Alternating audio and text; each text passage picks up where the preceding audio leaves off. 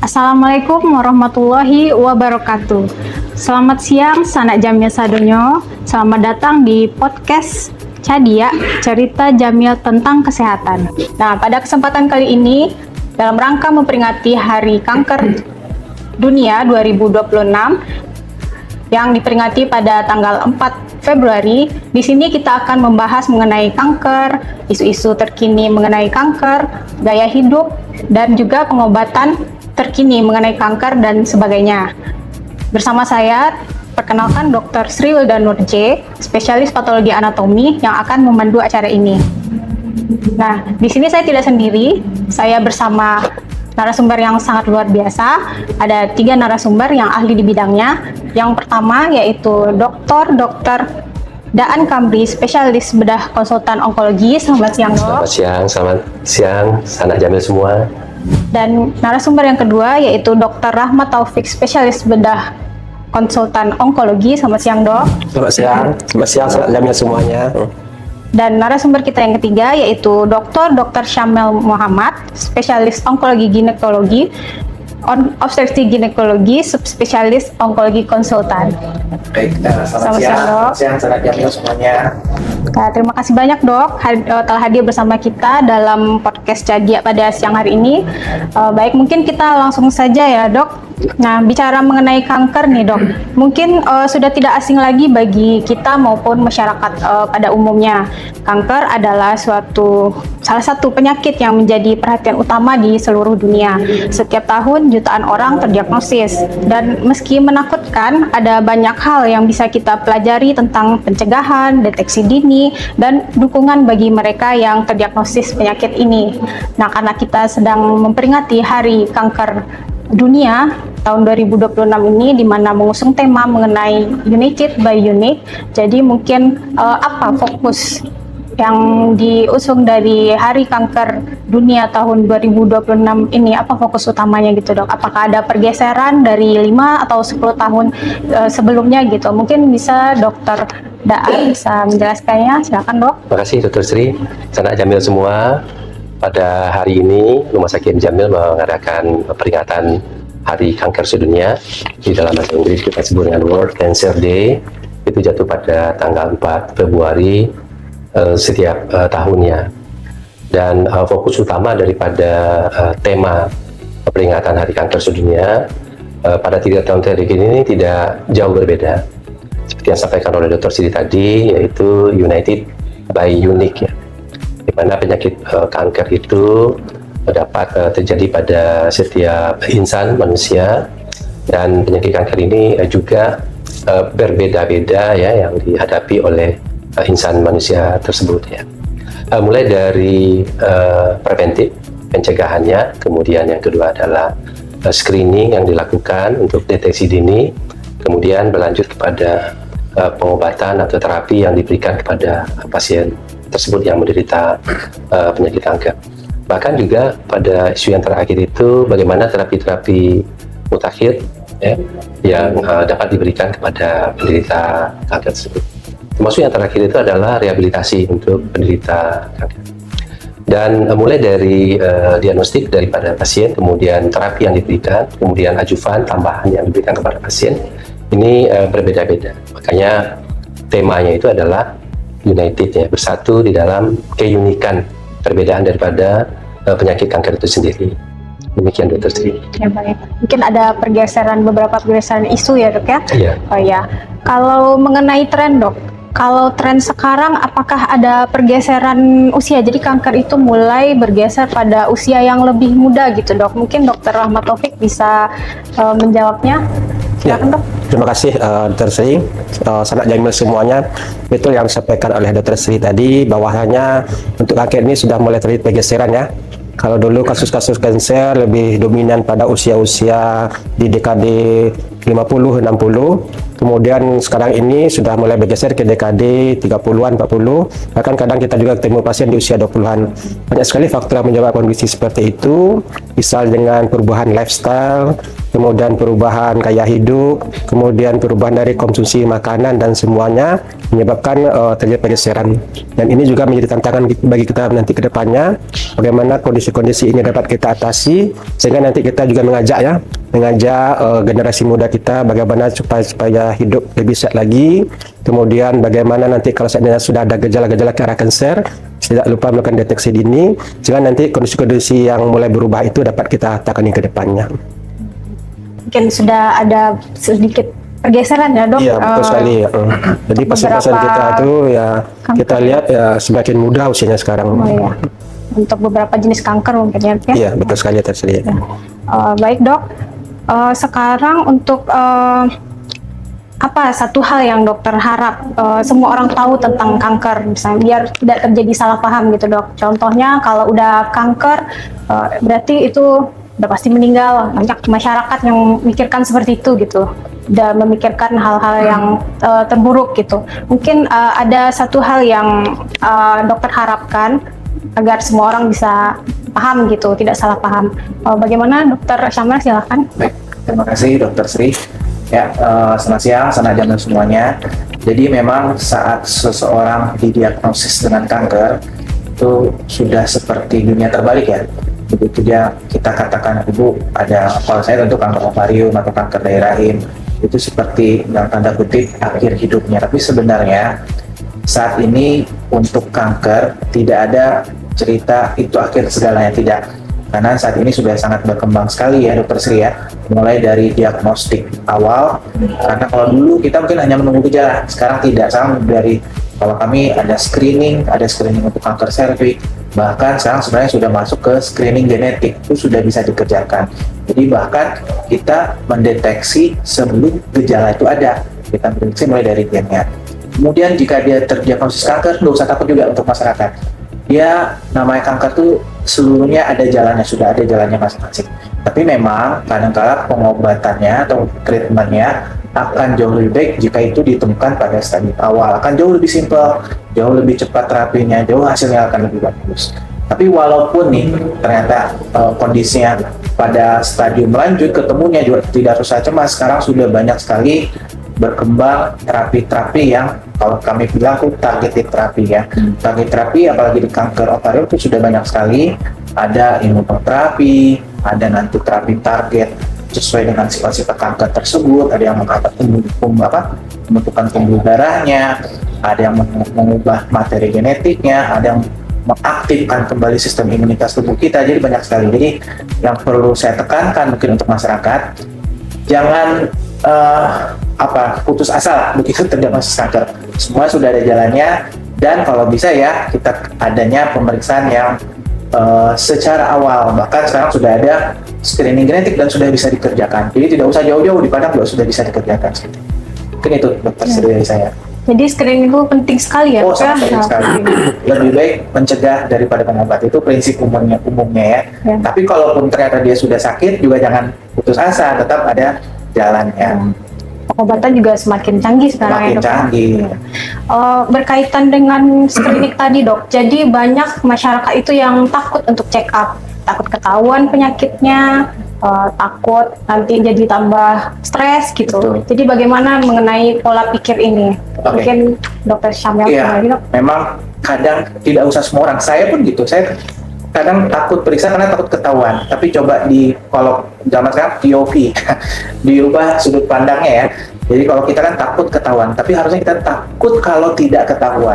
Karena kalau tidak ketahuan kan akibatnya ketahuannya itu udah gejala yang berat kan. Itu treatmentnya segala macam akan jauh lebih susah. Hasilnya pun akan jauh lebih jelek dibandingkan dia ketahuannya di dini. Jadi dirubah cara pandangnya, jangan takut ketahuan, tapi jangan takutnya itu jangan sampai tidak ketahuan. Makanya kalau dulu kan, kalau kami di kanker serviks misalnya, dulu kan sering kita mau memasukkan screening itu sebagai suatu dalam tanda kutip hal yang diwajibkan seperti COVID kan, selalu ditentang, oh ini HAM, melanggar HAM. Tapi kalau saya coba dibalik cara pikirnya kan, oh kalau hak wanita itu mendapatkan screening, hak dia. Karena kalau dia nggak dapat itu, dia tidak mendapat haknya, berarti kita melanggar HAM-nya dia. Jadi cara sudut pandangnya itu memang harus diubah sekarang. Mungkin itu dari saya. Sudut pandangnya ya dok. Iya, sudut pandangnya, Oke. POV-nya, Ya, point of view-nya. Oke, sekarang untuk pertanyaan selanjutnya nih dok. Jadi banyak gejala-gejala yang muncul, kebanyakan gejala awal dari kanker itu seperti gejala penyakit yang biasa yang ringan gitu dok. Mungkin apakah ada alarm sign-nya atau gejala yang patut kita waspadai? Apakah ini gejala awal kanker atau tidak? Mungkin silakan dokter Rahmat Taufik. Ya, terima kasih Dr. Sri. Sanak Jamil semuanya, betul yang sampaikan oleh Dr. Sri tadi, bahwasanya setiap penyakit itu tentu ada gejalanya. Ya, termasuk juga dengan kanker ya. Dengan kanker itu ada gejalanya, dan gejala itu pasti dari yang paling ringan terlebih dahulu. Jadi banyak sekali gejala-gejala yang menyertai suatu kanker, termasuk jenis kankernya jenis apa. Misalnya kalau kita yang terbanyak itu kanker payudara misalnya. Kanker payudara banyak sekali gejala-gejalanya, misalnya ada benjolan dulu di payudaranya, apakah benjolan itu makin lama makin besar. Kemudian juga selain itu ada enggak perubahan dari payudaranya tadi,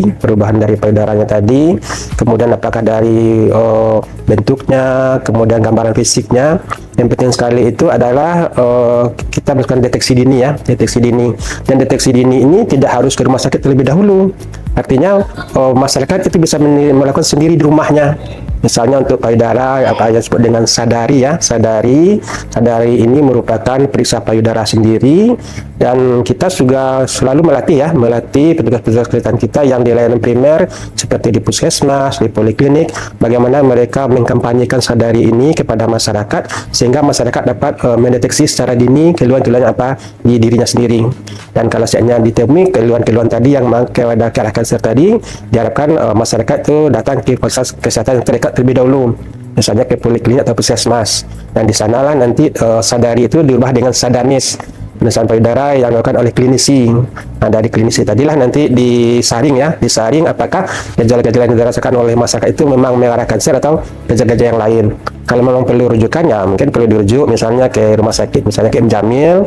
Nah, nanti baru lakukan pemeriksaan penunjang yang ada di sini.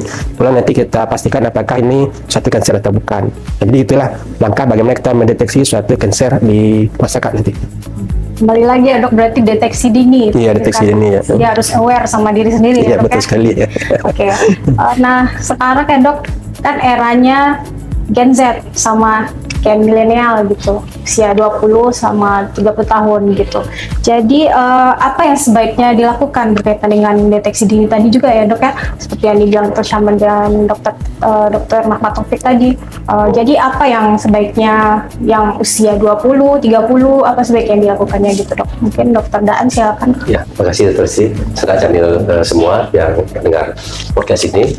Yang pertama tadi sudah dijelaskan oleh Dr. Samel dan Dr. Rahmat Taufik untuk screening ya. Dan kalau kita berbicara kanker, Dr. Sri, itu ada kanker hematologi ya, tidak berbentuk ya. Kemudian kanker solid yang berbentuk atau di masyarakat dikenal dengan benjolan atau tumor ya. Tumor itu dibagi dua, tumor jinak dan tumor ganas. Untuk kanker hematologi ini mungkin juga sebagai tambahan sanak jamil semua, jika ada keluhan-keluhan ya, mulai dari keluhan lesu, ya, kurang darah, anemia dan sebagainya, dan ada benjolan-benjolan di tempat tertentu di daerah leher dan sebagainya, itu mesti diwaspadai ya, kalau tidak sembuh-sembuh. Itu adalah gejala awal atau alarm tadi itu terhadap penyakit kanker ini. Kemudian kalau kita berbicara screening, sebenarnya kanker itu bisa muncul ya, mulai dari kepala, rongga mulut, leher, payudara tadi yang sampaikan oleh Dr. Rahmat Taufik, kemudian organ-organ dalam, ya, abdomen, pelvic, ya, itu bisa menimbulkan gejala-gejala yang mesti diwaspadai.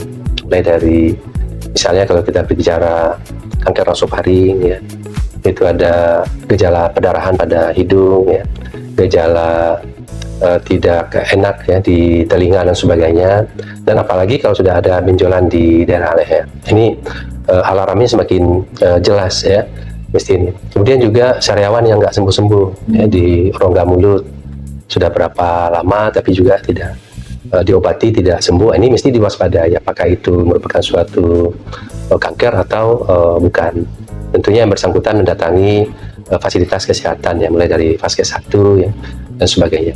Kemudian juga alarm pada payudara, ya, mungkin juga ada tadi Dr. Ahmad Taufik sudah menerangkan ada benjolan, ada juga tuka atau ulkus pada puting susu yang tidak sembuh-sembuh juga. Ini juga merupakan alarm untuk penyakit kanker ini. Dan pada saluran genitalia dan saluran cerna juga ada alarmnya.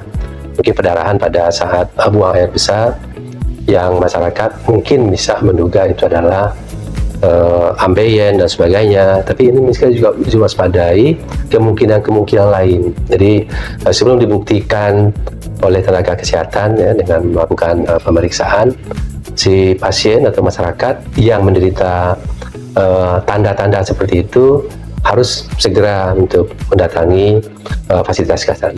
Kemudian untuk deteksi yang lainnya yang bisa dapat dilakukan tadi untuk tumor-tumor yang di superficial ya, seperti melakukan sadari tadi, periksa payudara sendiri. Jadi untuk Gen Z ya, di atas usia 20 tahun itu sudah mulai harus ya melakukan deteksi dini pada payudaranya. Jadi dia melakukan pemeriksaan sendiri setelah haidnya bersih ya, melakukan pemeriksaan pada payudara kanan dan kirinya sendiri. Jika ada sesuatu yang dirasakan berbeda pada waktu sebelumnya, yang bersangkutan tentunya nanti akan mendatangi fasilitas kesehatan, dan fasilitas kesehatan tingkat 1 juga mesti melakukan rujukan lanjutan kepada rumah sakit yang ada fasilitas pemeriksaan, mulai dari pemeriksaan USG dan sebagainya. Dan untuk usia tua juga bisa dilakukan pemeriksaan mamografi kalau seandainya itu. Termasuk alarm-alarm yang tadi, karena kanker ini kan bisa dari ujung rambut sampai ujung kaki bisa timbul penyakit-penyakit kanker sesuai dengan kriterianya tadi, kanker solid yang berbentuk maupun kanker hematologi dari darah yang menimbulkan rasa lelah di pasien dan sebagainya. Jika ada alarm itu, yang bersangkutan sedianya segera mendatangi fasilitas kesehatan tingkat 1 ya, puskesmas, klinik, dan nanti di puskesmas atau klinik akan merujuk ke rumah sakit rujukan ya, rumah sakit daerah dan rumah sakit yang ada di tempatnya masing-masing. Demikian Dr. Sri. Terima kasih Dok. Jadi di tubuh kita ini tidak ada tempat yang tidak bisa ditumbuhi kanker ya Dok. Jadi semuanya bisa ditumbuhi. Jadi kita harus waspada walaupun gejalanya itu gejala ringan ya Dok ya. Iya. Oke. Baik Dok. Bicara soal gaya hidup Dok, tadi juga udah disinggung-singgung faktor risiko mengenai gaya hidup. Nah, sekarang ini ada ultra processed food atau makanan olahan kan sudah banyak di masyarakat beredar sekarang. Ada polusi atau stres kerja. Nah, ini seberapa besar pengaruhnya terhadap risiko kanker gitu Dok? Mungkin Dr. Syamel silakan Dok. Oke, baik. Terima kasih. Jadi memang saat ini makanan kita bukan berarti tidak sehat ya. Mungkin dalam proses pengolahan tadi ada yang merubah kondisi menjadi tidak baik ya. Sebenarnya kalau saya kanker ovarium, kanker endometrium, kanker serviks sebenarnya sangat kecil dia hubungannya dengan makanan yang kalau untuk kanker saya. Tapi mungkin kalau di kanker saluran cerna, payudara itu mungkin akan lebih banyak hubungannya. Tapi intinya sih sama sebenarnya. Kalau seluruh yang diolah itu pasti dia akan ada perubahan struktur yang mungkin akan kurang baik terhadap tubuh kita. Apalagi Gen Z ini kan hidupnya yang dalam tanda kutip mungkin rumah itu tempat tidur, dia kebanyakan mungkin hidup ruang tamunya ya mungkin kafe, mall atau apa ya. Bukan berarti tidak boleh, tapi memang semuanya kalau berlebihan kan tidak baik. Ya maksudnya janganlah makan fast food tiap hari 3 kali sehari kan itu nggak bagus juga kan. Tapi kalau sekali seminggu yang masih kan kita seluruhnya itu semuanya sudah diatur oleh pemerintah. Misalnya fast foodnya apa gitu kan sudah ada kandungan gizi, ada apa di dalamnya, sudah melalui BPOM, sudah melalui kementerian, artinya sudah diselidiki itu cukup aman misalnya untuk penduduknya ya. Tapi kalau dia berlebihan semuanya itu kan nggak akan bagus. Ya apalagi Gen Z sekarang kan, mohon maaf kadang banyak terpengaruh dari medsos kan ya. Nah kita juga harus hati-hati itu, apalagi nanti masuk untuk screening. Kadang-kala informasi yang beredar di internet, di podcast, di TikTok, di Instagram, di Google lah atau apa, itu kebanyakan mungkin tidak terlalu cocok lah dengan kondisi sebenarnya. Misalnya maaf ada ahli gizi, profesor apa, tapi sebenarnya dia profesornya bukan di bidang onkologi misalnya, tapi dia akan bicara tentang. Jadi kita pun harus, apalagi Gen Z kan dia sangat mudah mencari informasi, tetap harus aware informasi itu betul atau tidak. Fast food itu gimana kandungannya? Tinggal dipelajari saja, semua informasi ada. Artinya juga bukan berarti nggak boleh ke mall, nggak boleh ya, tapi mungkin ada batas-batasan. Jangan berlebihan gitu ya, Dok ya. Boleh tapi jangan berlebihan. Oke. Baik, sangat menarik sekali ini pembahasan kita. Nah, sekarang mengenai mitos nih Dok, mitos beredar di masyarakat. Ada beberapa mitos mengenai kanker ini. Mungkin yang pertama dulu Dok, apa bisa diluruskan gitu Dok? Mitos yang pertama itu gula memberi makan kanker. Nah, gimana ini pendapatnya Dok? Apakah ini fakta kah atau hoax kah gitu? Mungkin Dr. Rahmat Taufik, silakan Dok. Ya, terima kasih Dr. Sri. Jadi Senak Jamil semuanya mengenai kanker ini begitu banyak mitos ya. Mitos ini juga tantangan kita dalam mengelola kanker. Tantangan pertama itu sebagian masyarakat itu lebih percaya dengan mitos dengan kenyataan yang sebenarnya, itu yang pertama. Yang kedua itu penyebarannya juga.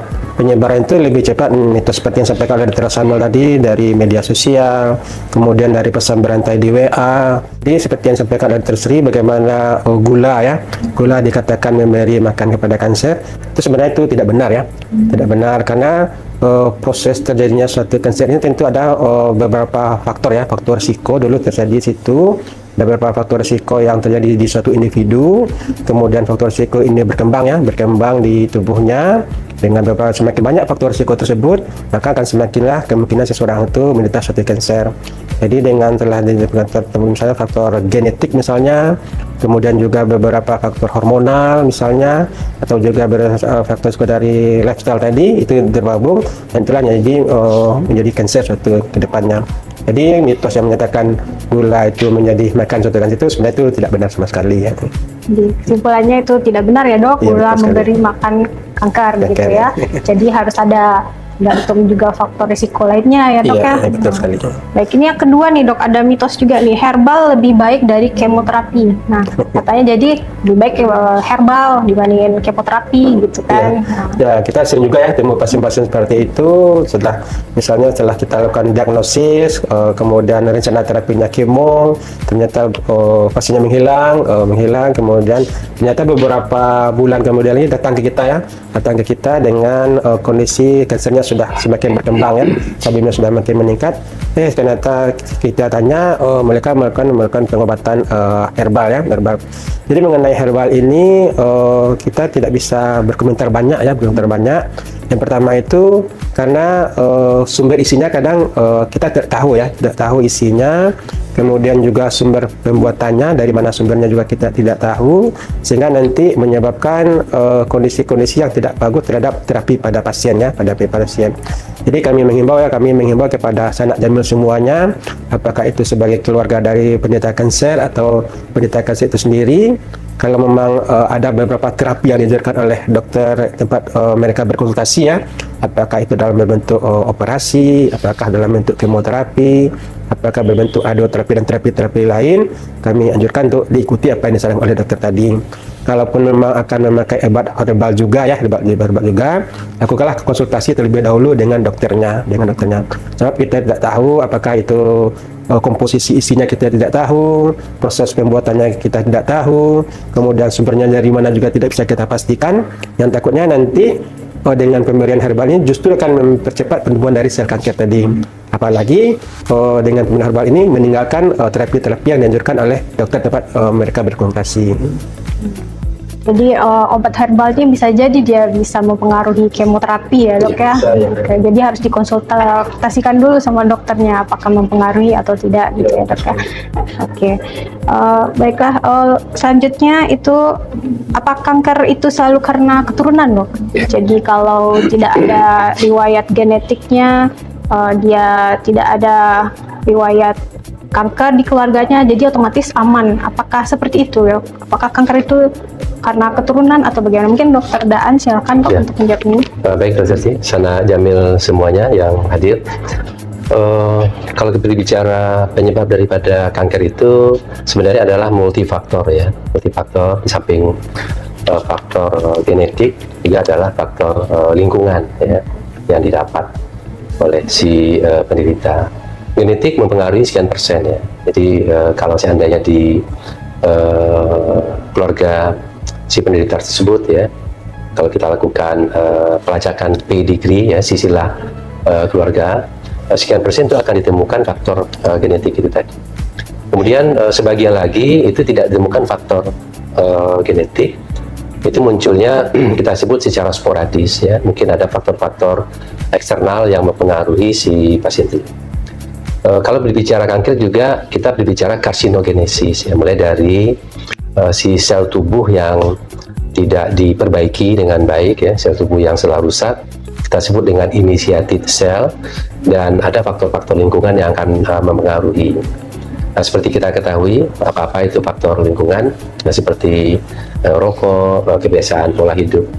Makanya beberapa tahun terakhir ini untuk kewaspadaan kita terhadap penyakit kanker ini kita nilai dengan istilah cerdik ya. Walaupun pada podcast ini kita bahasa Minangnya cadia ya, di bahasa Indonesianya cerdik ya. Itu yang pertama, cek kesehatan secara berkala. Kemudian yang kedua, nyaka rokok dan asap rokok. Yang ketiga, R, rajin atau rutin berolahraga. Kemudian yang D, diet seimbang. Ini tadi diet seimbang ya, termasuk tadi itu kebutuhan gula kita tadi ya. Apakah memang bagaimana konsumsi gula? Walaupun ada berkonsentrasi 2, pada pembuktiannya gula juga dibutuhkan oleh tubuh kita. Kemudian I, istirahat yang cukup ya. Kemudian yang K, kelola stres dengan baik ya. Dengan menerapkan pola itu mudah-mudahan ya faktor preventif kita terhadap kejadian kanker ini dapat diatasi. Tapi memang ada faktor-faktor yang lain yang tidak dapat kita hindari seperti faktor genetik tadi. Jadi kalau kita berbicara faktor penyebab, ada faktor penyebab yang memang tidak bisa dihindari dari genetik kita. Tapi ada juga memang secara genetik di keluarga kita atau di lingkungan kita atau di silsilah keluarga kita tidak ada mendapatkan penyakit kanker. Tentunya ini mudah-mudahan dengan kegiatan cerdik yang kita lakukan tadi, itu kita terbebas dari penyakit kanker ini. Tetapi kalau memang betul ada secara genetik dan kita mendapatkannya, tentunya ini si penderita harus menghadapinya, tidak boleh takut tadi itu ya, takut ketahuan penyakit kanker sehingga menghindar, dan setelah ada gejala dan penyakitnya malah juga menghindar dari pengobatan medis. Ini mungkin kalau kita tempatkan tadi pertanyaan sebelumnya herbal, itu juga akan mempengaruhi konsep daripada penerimaan ya daripada si penderita, karena ketakutan ya dengan modalitas pengobatan secara medis, mulai dari pembedahan, penyinaran, kemoterapi, apalagi mendengarkan kata-kata kemoterapi ya, masyarakat takut. Kemudian hormonoterapi untuk kanker-kanker yang berhubungan dengan hormon. Yang terakhir sebenarnya adalah imunoterapi. Dan imunoterapi ini termasuk juga ada sebenarnya peran daripada herbal di situ ya, kalau memang nanti pengobatan medis telah dilaksanakan. Dalam istilah pengobatannya kita kenal dengan complementary alternative medicine atau CAM. Sebenarnya di Kementerian Kesehatan itu dianut. Tetapi yang tidak boleh itu begitu ada ketahuan penyakit kanker, si pasien tidak melaksanakan modalitas pengobatan yang dianjurkan utama oleh medis tadi. Ada tumor, tidak mau dibedah.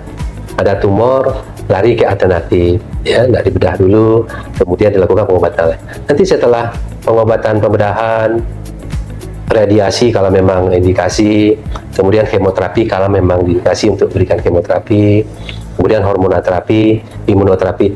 Baru nantinya kalau pasien masih membutuhkan ya herbal yang dimaksud, secara prinsip pengobatan pasien, itu boleh ya, yang kita kenal dengan complementary alternative medicine itu. di rumah sakit kanker darah sebenarnya di adut ya, ada pojok ke complementary alternative medicine itu gitu ya.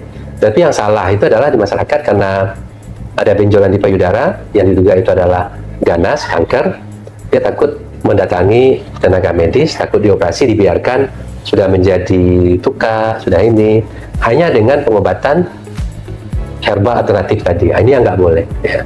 Tapi kalau sudah konsep pengobatan modalitasnya dilaksanakan, mudah-mudahan mungkin yang tadi konsep herbal tadi itu adalah sebagai ajuvan tambahan gitu ya, setelah pengobatan utama medis dilaksanakan oleh si pasien tadi. Mungkin demikian Dr. Sri dan Sanak Jamil semua. Baik, jadi keturunan itu memang mempengaruhi ya, Dok? Pengaruhi ya. Tapi tergantung lagi sama yang tadi gaya hidup. Faktor eksternal gaya hidup. Karena lainnya. Tadinya dengan cerdik ya. Iya, kita perlu deteksi dini gitu ya. Baiklah, Dok, tadi sudah disinggung juga mengenai pengobatan atau tata laksana terbaru seperti targeted terapi, imunoterapi. Mungkin masyarakat masih belum familiar dengan istilah-istilah ini gitu, Dok. Kebanyakan itu kemoterapi, radioterapi, mungkin udah pada tahu gitu. Tapi ini pengobatan apa gitu? Targeted terapi, imunoterapi, mungkin bisa dijelaskan Dr.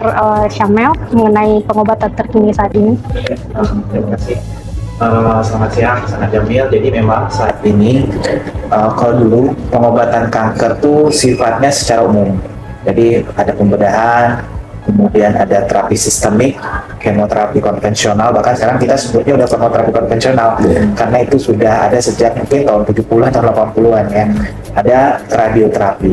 Sekarang orang melihat pasien itu lebih spesifik. Misalnya si A, dia sama-sama kanker ovarium, tapi secara molekulernya, genetiknya, molekuler dari sel kankernya itu berbeda antara si A dan si B. Dua-duanya sama kanker ovarium, tapi berbeda secara molekuler genetik. Dan pengobatannya pun akan sangat spesifik tergantung molekulernya tadi. Nah, itulah yang kita kenal dengan terapi target. Nah, terapi target ini dia banyak jenisnya. Ada terapi target misalnya untuk menghambat pertumbuhan pembuluh darah. Ada terapi target yang sifatnya imunoterapi. Karena sel kanker itu hebat. Sel kanker tuh dia bisa istilahnya mengkamuflase sehingga dia tidak bisa dikenali oleh sistem imun. Karena tubuh kita, tubuh manusia itu ciptaan Allah Subhanahu wa taala itu sangat hebat sekali.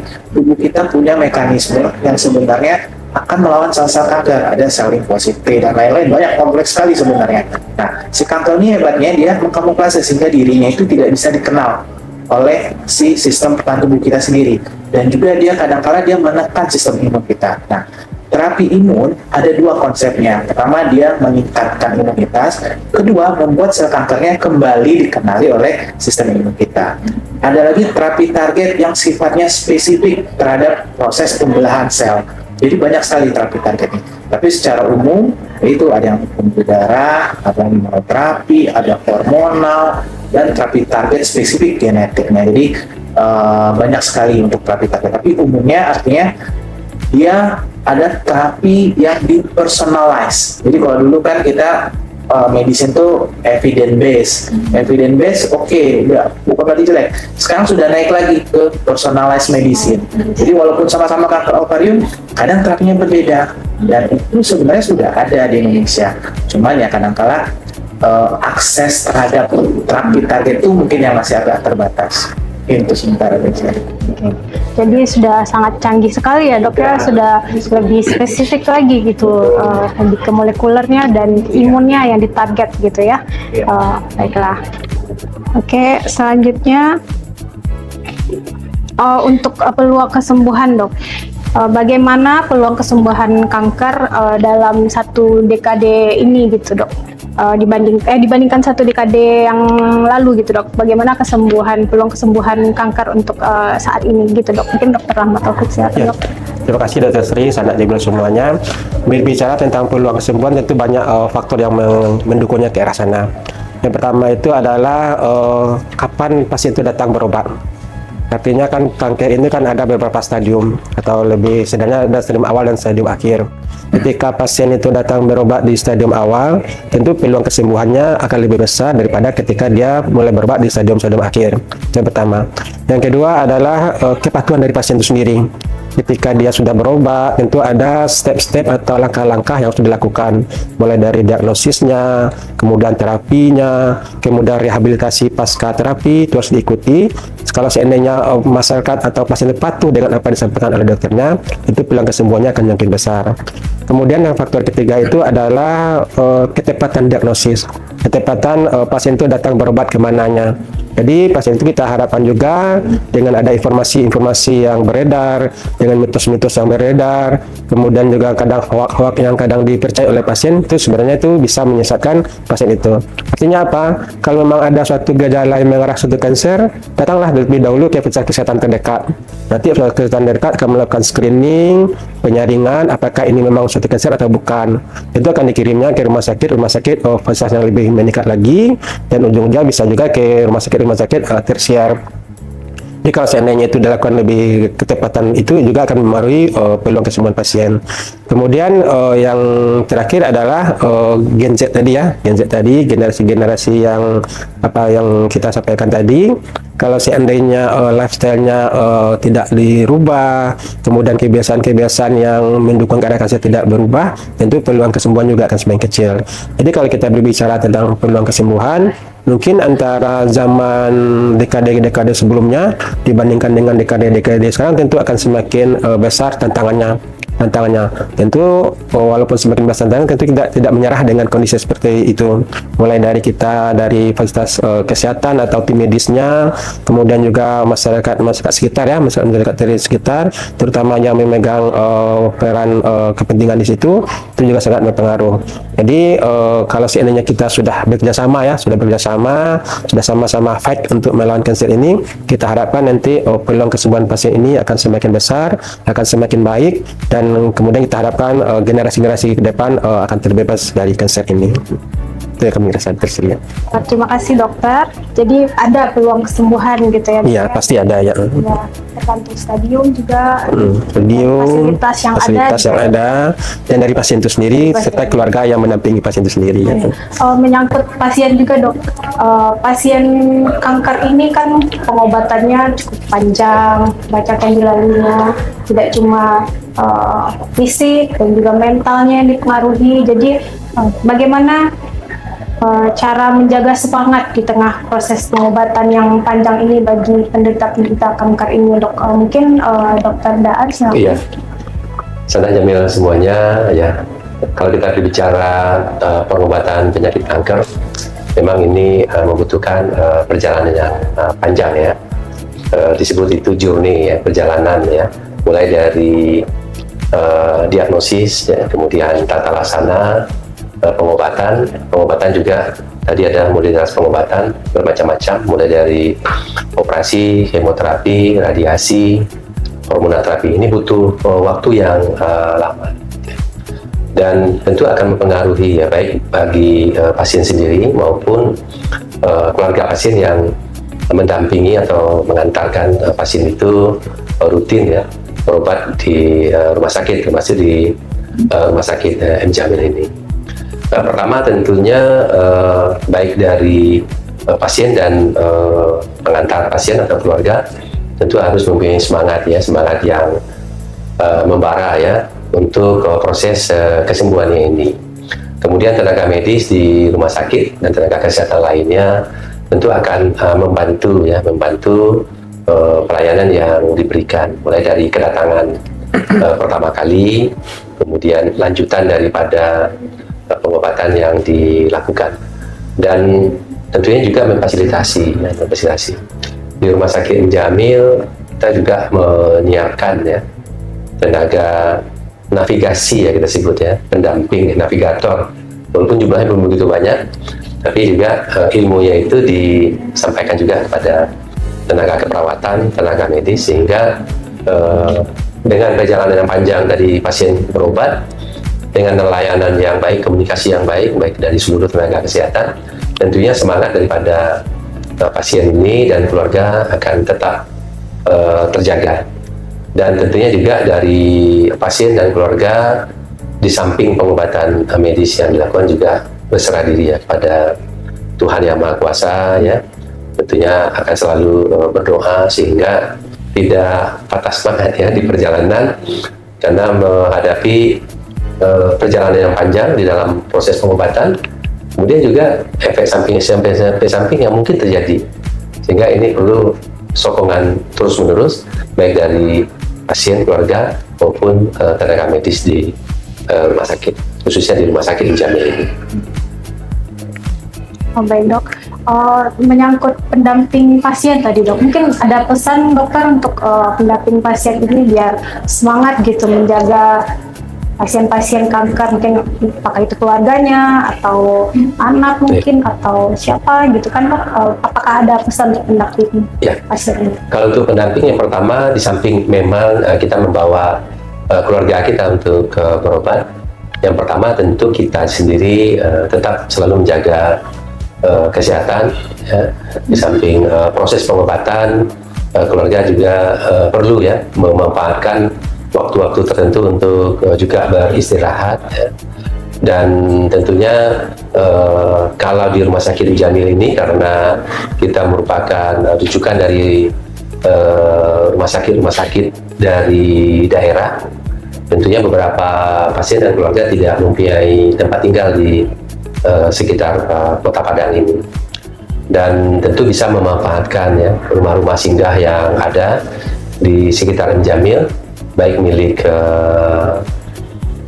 semacam lembaga amil zakat yang mempunyai rumah singgah, dan baik juga dari masyarakat yang menyediakan tempat tinggal di seputaran rumah sakit Jamil. Itu yang pertama. Kemudian ikuti aturan-aturan yang ditetapkan ya, karena di dalam pengobatan ya mayoritas pasien-pasien kita dari pemegang kartu BPJS yang memang ini diterima ya oleh BPJS dalam pengobatannya. Tentu ada persyaratan-persyaratan yang tentu mesti dilengkapi.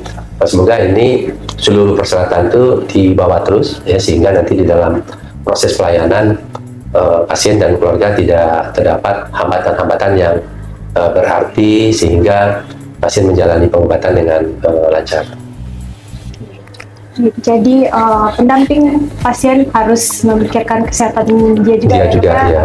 Oke. Baiklah, mungkin kita sudah sampai di penghujung podcast. Dokter, mungkin ada satu pesan mungkin dari dokter untuk pendengar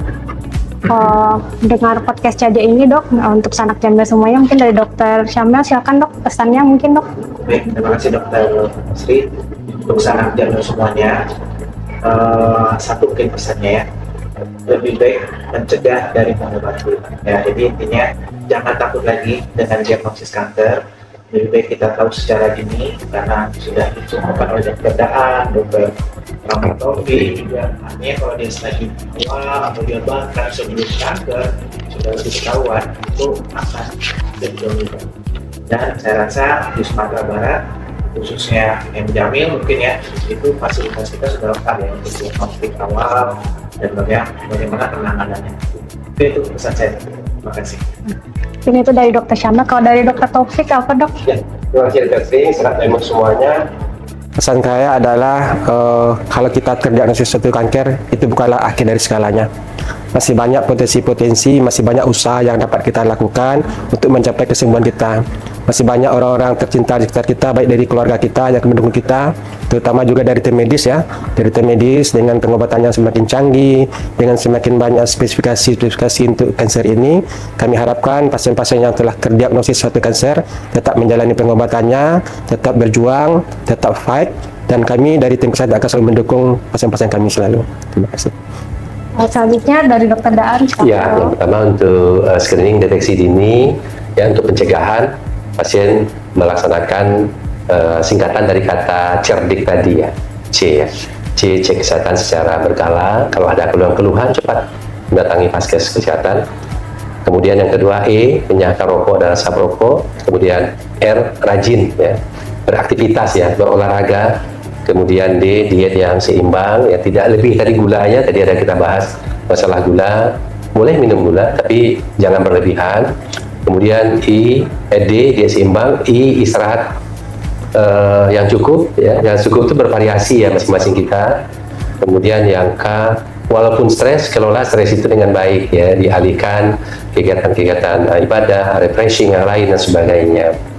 Dan di dalam istilah Minang juga selalu kita dengar Sanak Jamil, musuh tidak dicari ya, tapi kalau ketemu ya kita pantang mengelak juga ya. Sama juga dengan penyakit tidak kita cari, tapi kalau misal seandainya kita mendapatkan penyakit itu, kita harus berjuang untuk mengobatinya. Tentunya pengobatannya itu adalah secara evidence based, pengobatan secara medis yang dianjurkan oleh dokter yang ahli di bidangnya masing-masing. Jadi kalau misalnya Sanak Jamil semua ada keluhan-keluhan di tubuhnya, segera datangi Vaskes kesehatan yang ada di tempat Bapak Ibu semua.